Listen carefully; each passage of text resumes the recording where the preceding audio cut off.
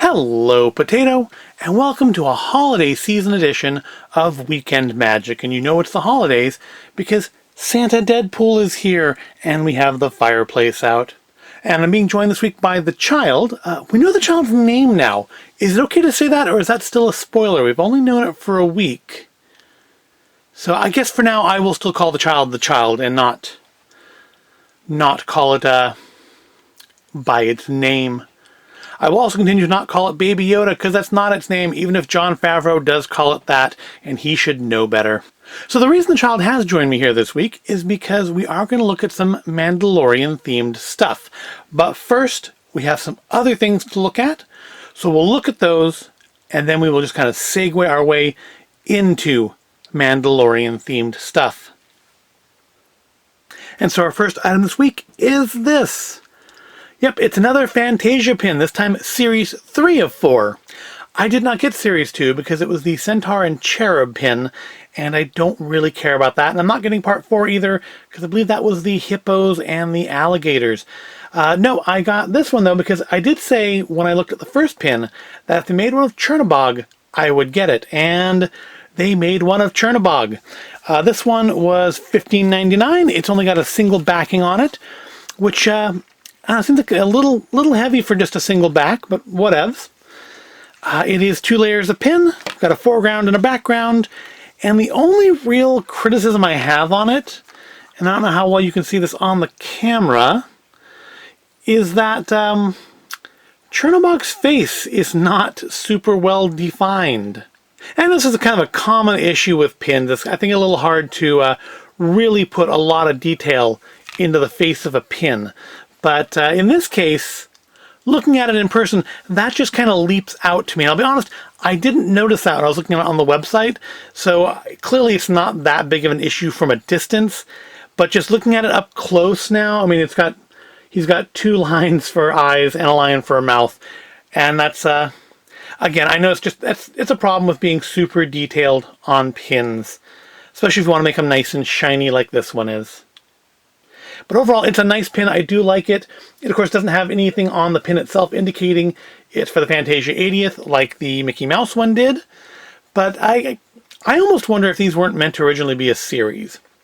Because it really seems like the Mickey one was meant to be a standalone, and maybe they just were going to do a series of Fantasia pins that weren't necessarily going to be limited release.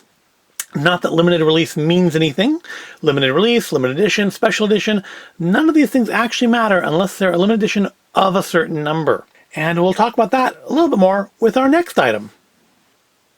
And our next item is, well, these. It's 2 things, because they're basically the same thing. And that is the Toy Story 25th Anniversary key and the corresponding key pin, because that's what you do now. You make pins of the keys. And as you can see, they are essentially identical. They have, I think it's supposed to be Andy's wallpaper pattern on the D. You can see it's actually almost a little clearer, it stands out more on there. I think because it's a darker blue and the white just kind of pops on it more. And then you have the Buzz and Woody 1995 to 2020. This movie came out when I was still in high school. Oh, no, what? It came out the year I graduated high school. I was probably out. I think it came out in the fall. And it's got the Pixar teeth on it. I'm assuming this is just what's going to be the standard Pixar teeth. The Luxo Jr. and the ball. Because I want to say all the Pixar keys so far have had that on them. And again, the pin is exactly the same. And it costs exactly the same. Because basically Disney has discovered that we will not only spend $13 for a piece of plastic key, we'll spend another $13 for a pin that matches it. And I mentioned before about the idea of limited release, special edition. These are no longer like limited edition or special edition, or they're actually special edition. They're not limited release. And special edition basically just seems to mean that they will make as many of them as they can sell, because they're still up on the Shop Disney website. So is the Fantasia key, actually. They clearly are not making these in the limited quantities they were making the previous keys. So I would assume this means for key collecting, if you think there's any value in collecting these keys, the value of the current keys are going to be basically nil. I want to say the studio key set was still up there when I looked yesterday. And I mean, that's been out for like over a month. So clearly these are no longer you need to set your alarm and wake up and really try to catch these items when they first come out kind of merchandise, because they're just making them in mass quantities now. And I don't know between that and how much that affects my desire to continue collecting them. I think what affects them more is just the massive number of them they've been releasing. There's like 3 or 4 of them in November. There was this one. There was Fantasia. I think I got my studio keys in November, so maybe I'm thinking of those as well. And then there's also our next item, which is the Mandalorian key and key pin. Because again, you have to have the match. And again, special edition, which means I'm guessing when they release them generally, they will just be up there for months. This was released as a special early access item to Disney card members, Disney Visa card members. So yeah, we picked one of these up earlier than the rest of you will be able to, unless you have Disney Visa cards yourself, and grabbed one. I don't think they're up there now, but they'll be up there again soon. And of course, the Soul Key comes out sometime in December, and I'm assuming the From Our Family to Yours key will also be sometime in December, but I haven't seen dates on those. Perhaps I just have missed them. So here we have our Mandalorian key. It has the child, and it's just kind of all done up in green. Just got a kind of plain green D.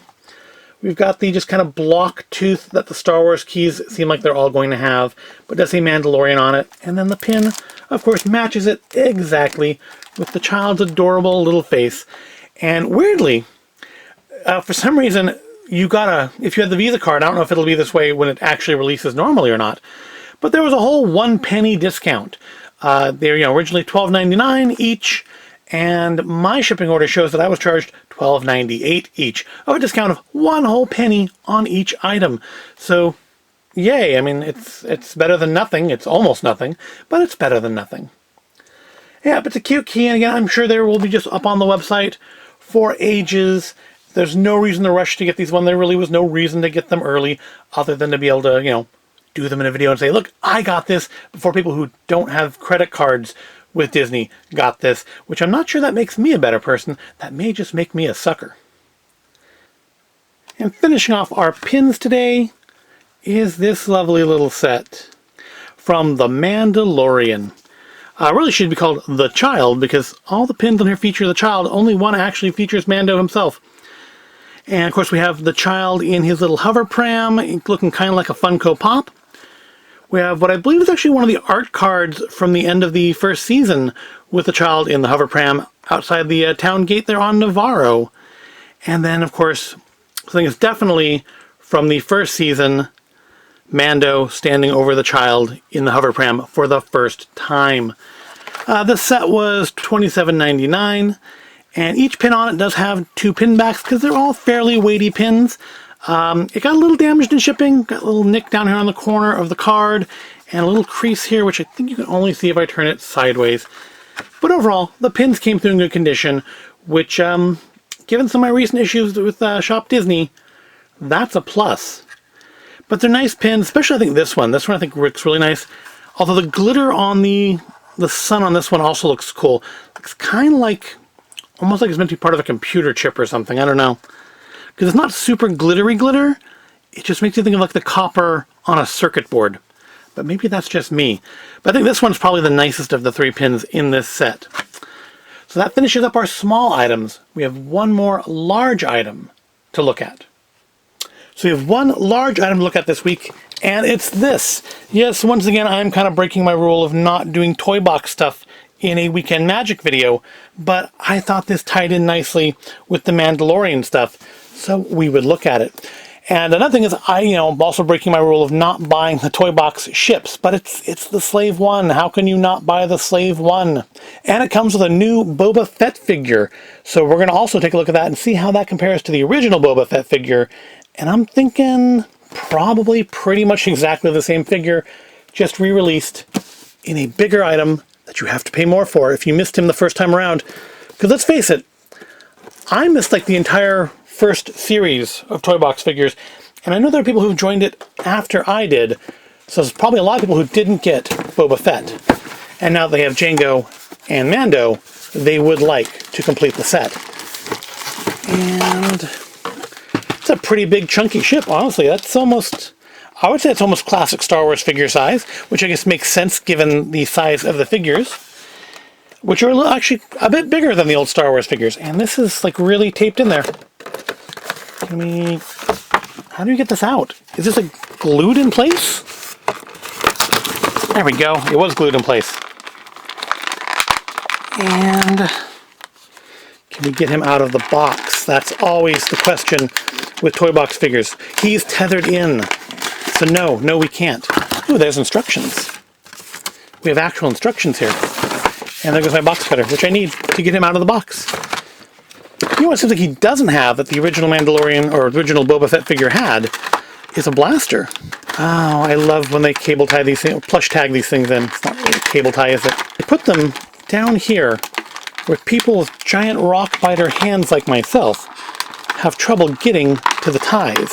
Oh, it's around his neck too. I don't know what they think when they're designing these packages. All right, he is free. And yeah, he doesn't have his blaster. He had a blaster rifle. Well, maybe it's in here. There's parts in here. There's bits in here to put together. Let's put them together. It's got wheels. You can roll this. I don't know where I'm going to put this. And it's not the only slave one. Oh, that'll be new for me this year. All right. Does it stand up? Not really.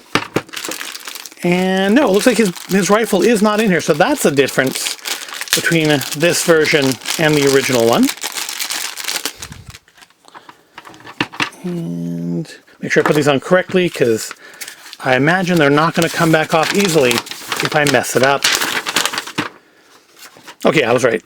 So we want them like this. And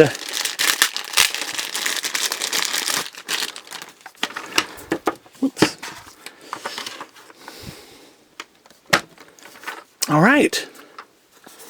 There we go, and this opens up, so you can pop him in the cockpit, like so, and voila! Boba Fett in the slave one. Oh, and he has a little missile that you can launch out of it. If only I can get it open. There we go. See, unless I'm missing it, his rifle isn't in here, so that kind of stinks. This only fits in one way, or... There we go. Now he's ready to fly through the air. How can he see when he's flying like this to shoot anything? Is the blaster in the box somewhere? Am I just missing it? No, I don't believe I am. To be fair, the box does not show him having a blaster rifle. So that may just be intentional. I guess that's what sets him apart from the original. Let's see what else sets him apart from the original. But first, look at the ship. So it's fairly... It's not super high quality feeling plastic, but to be fair, that kind of makes it feel like the old Star Wars toys of my childhood. They were not super high quality plastic either, were they? Although a fair number of them do seem to have survived to today. It's got some nice detail work on it with the messed up paint. Rolls nicely. Oh, and I think this is how we trigger the missile. Yep. I don't want to lose that, so I'm not going to actually fire it off into the air, into the void space, because it will disappear forever. It's got... I guess those are maybe meant to be thrusters? Seems weird to have made them out of clear plastic, given that there's no like light-up features or anything on here. Or are there? There's a battery compartment. There is a speaker box. Does this make noise? I don't see any... It does take AAAs. Says they're included. So this makes noise. How do we make noise? Is there a... There should be a button somewhere then, right? Oh, it's got a switch.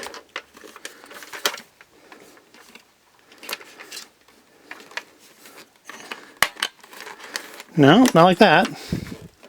There's no little plastic... It says batteries are included. Let me take a look here. Yep, there are batteries in there. So how... I suppose this is where reading the instructions comes in, huh? Oh, yep, there they are. Okay.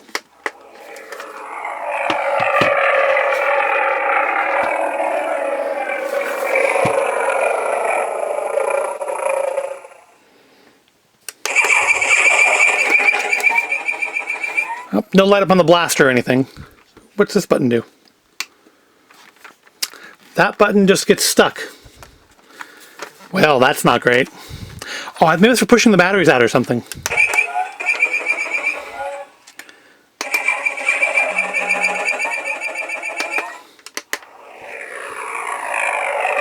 Well, that's pretty cool. I didn't know it did that. So that's kind of a cool little extra feature in there. All right, so look at the ship. I do like the ship. It's nice. Honestly, I mean, I feel like toy box stuff can be a little hit or miss when it comes to quality, or at least with detail work. I think this actually is very nicely detailed. I wish it had come with some sort of stand to make it stand up securely. I feel like this is very much a balancing act and not one that you could do on a shelf. But I suppose they're really intending kids to play with this piece. I don't know that many of the adults are collecting these. And one other thing I like about this compared to some of the other, particularly the Star Wars vehicles, is there's an attempt at least to make it an appropriate scale for the figure, in that he actually fits inside of it. He's not sitting out of it like some sort of a weird kart racer version, which the Millennium Falcon has that issue. I believe Kylo Ren's TIE Fighter has that issue where they sit sticking out of the top. He actually fits inside the vehicle. It's still quite a bit small for scale, but I think it fits nicely scale-wise to the other Star Wars ships, and I like the fact he actually fits inside of it. I think that's another reason I haven't been buying the toy box vehicles, is because I don't think they're scaled properly for the most part. Alright, so the final thing though is to compare him to the original Boba Fett, which is this one. And you can tell them apart because this one comes with a blaster. Otherwise, I want to say maybe the orange on him is a little bit brighter. The little central divot there, I can move his arms down a little bit. The little central chest divot I think is bigger on this one. So this may actually be a new sculpt. Or at least a more refined sculpt. They both have the back missile. Yeah, the orange on here is definitely brighter. The grays are about the same. I think is his wrap a little different, or is it just because his arms are positioned differently? I think it may just be the way that it's been bent up from shipping. But no, I'd say the wraps are about, or the capes are about the same.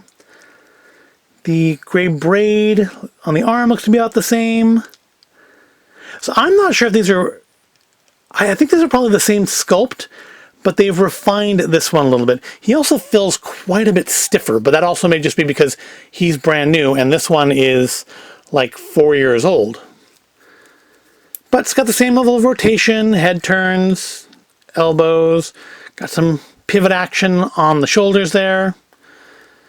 His hands are clearly meant to hold a blaster rifle, but he didn't come with one, which is, again, weird. I think it's weird that they didn't include a gun for him. But I suppose it's not super important because you've got a cool ship, and the ship is nice. So comparing the two, I wouldn't say one is any better than the other. I like the fact this one comes with a blaster. I like the fact this one comes with an actually fairly impressive ship. I am much more impressed with that ship than I thought I would be. So this guy's going to go back up on the shelf with Mando and Jango, and he's going to go in the ship, and the ship needs to go somewhere else. Or perhaps I need to come up with some way to make it stand up. I've knocked the stockings down. Now the kids won't get their presents. But really, you see, it doesn't want to stand up. I had that issue actually with the original Lego Slave one too. And I was able to build a little attachment to it to make it stand up on the shelf properly. I'll have to figure out some way to do something like that for this. Maybe cut some foam out to put it on the bottom or something. I don't know. I've got some nice blocks of foam I can do that with maybe. Yep, it's a nice ship. I want to say I picked it up. I picked it up. It was on sale for $25 because I picked it up to get my Frozen key, actually. This is how I got my Frozen key. Was you had to spend $25, and this was on sale for exactly $25. So yes, this has been sitting here for a little while, waiting for a reason to do it. And those Mandalorian keys and pins were the reason. If you missed out on Boba Fett the first time around, you do have another chance now. I want to say this is normally $30. It was on sale for like $25. I'm sure there will be other sales between now and Christmas, but of course, the longer you wait, the less chance you'll have of actually getting it before Christmas. So if that's important to you, maybe don't wait for the sale. Or maybe check to see if your local Disney store has them in store. I haven't seen them in ours, but I haven't been in there about a week. They may have gotten them in since then. Yep, it is not exactly the same. That chest thing is really the only part that really stands out to me as being different. And the orange is a little bit more vibrant on the newer figure. But if you missed out the first time around and you don't mind not having a rifle, this is a nice way to get that figure into your collection. What do you think, child?